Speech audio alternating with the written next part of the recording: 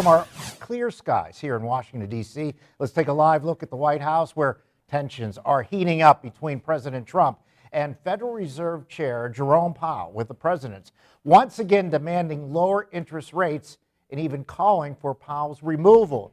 The clash centers around Powell's resistance to cutting rates in response to President Trump's sweeping tariffs. Erie News Now, Washington, D.C. correspondent Brendan Scanlon joining us now live on Capitol Hill with much more. Good evening, Brendan. Hey there, Mike. Good evening to you. Well, the main goals of the Federal Reserve are to promote maximum employment, stable prices, and moderate long-term interest rates. But Federal Reserve Chair Jerome Powell says it's getting harder to accomplish those goals due to President Trump's tariffs.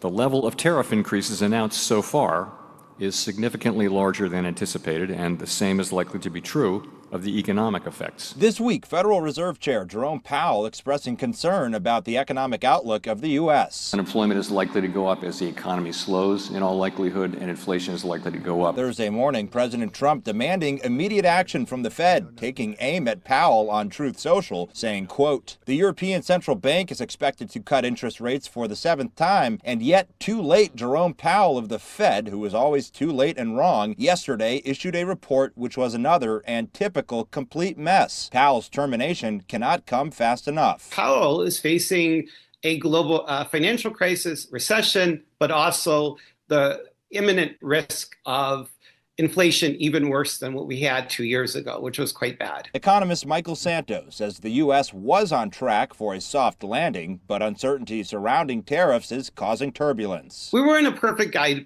path. We had that soft landing. We were darn close. He had almost accomplished that. Politically, it was very much in Trump's interest not to mess it up, and he's kind of messed it up. Santo believes the administration's tariff strategy is backfiring and says if there's no course correction, there is a very high risk that we could face a global financial crisis, equaling or even exceeding the 2008 financial crisis.